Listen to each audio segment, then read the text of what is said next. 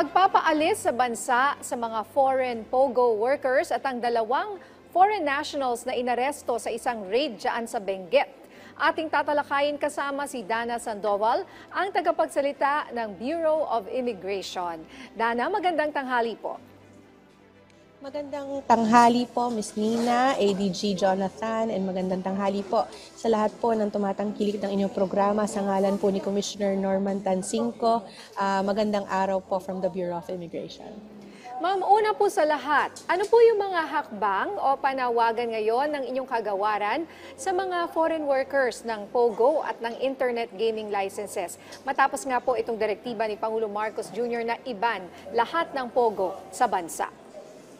Yes, umaasa po tayo, Ms. Nina, na itong mga workers ng mga online gaming companies ay voluntarily aalis na po ng bansa. They will downgrade their visas and leave the country after the dissolution of their companies. Kung matatandaan po natin, binanggit po ng ating Pangulo doon sa kanyang State of the Nation address that online gaming companies will be given time to wind down their businesses and close shop, kumbaga. And with this, dahil po sarado na ang kumpanya, hindi na po ito nag-ooperate, kinakailangan po mag-downgrade din ng mga foreign nationals who used to work for those companies. Sila po ay mga company representatives po ay kinakailangan mag-file po in the Bureau of Immigration. Do it voluntarily. Magpunta na po sa Bureau of Immigration at mag-downgrade na po ng inyong mga visa, isurrender na po ang inyong mga status at umalis po ng bansa. At inaasahan po natin na magiging mapayapa naman po itong implementation ng ating order to leave for these foreign nationals working in online gaming companies. Yes, Dana, just to clarify, no, kasi yung sinabi ng ating Pangulo sa kanyang SONA, banned ang mga POGO, but they are given 1 year to wind down their operations. So, ang ibig pang sabihin nito ay baka yung iba sa dulo pa ng taon bago umuwi, kasi nga liligyan sila ng ganung palugit ng ating Pangulo. Or next year pa. 1 year, di ba? Sir Jonathan, Sorry, yes, Sir Jonathan, yung End of the yung kanilang year. winding down ng kanilang affairs, ang binibigay po ng ating Pangulo is up to the end of the year lamang. So expectedly natin, within the year po hanggang Disyembre, mag-aalisan na po itong mga foreign nationals na to kasama sa pag-close shop po ng kanilang kumpanya. Yes, kasi Dana, parang narinig ko na parang 60 days lang yung unang ibinigay ng Bureau of Immigration. So, hindi na 60 days, no? They have until the end of the year. Tama ba?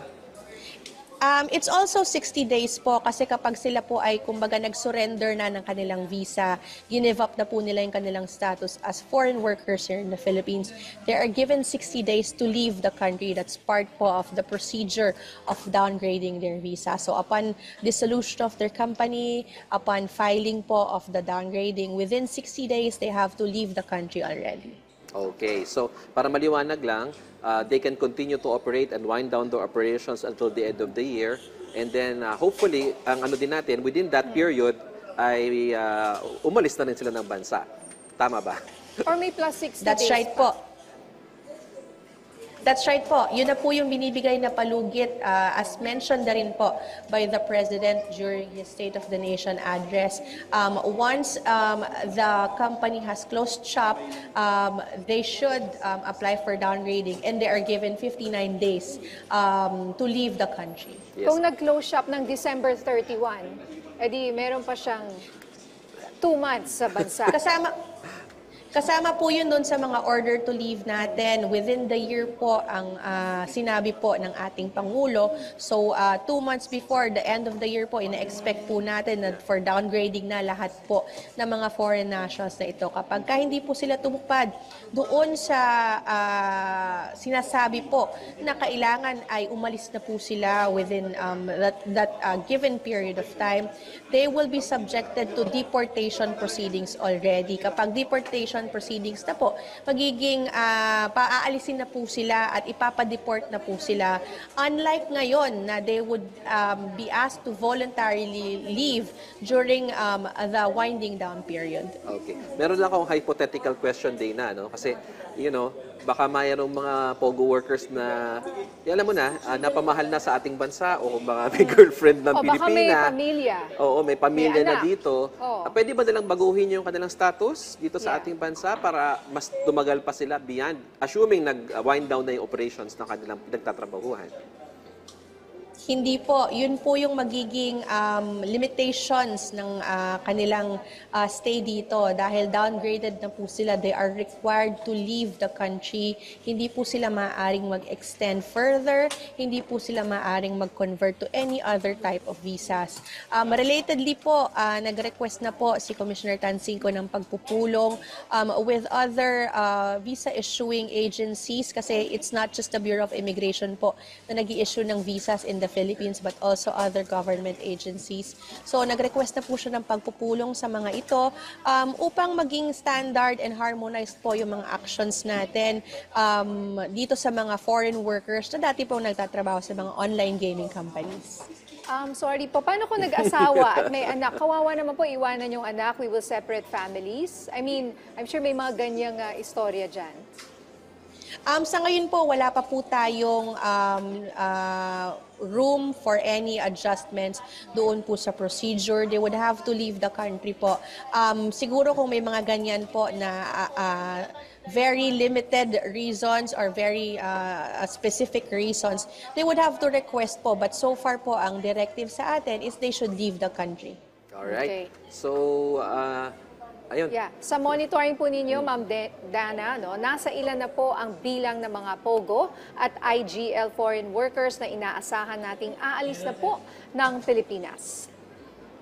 Well, ang target po natin, ang nakikita po natin more or less, there would be around 20,000 foreign nationals of various nationalities po na aalis up until the end of the year. Although ito po ay of various nationalities, sa tingin po natin, majority nito siguro mga 75 or 80% would be Chinese nationals and the rest po are distributed na to different nationalities.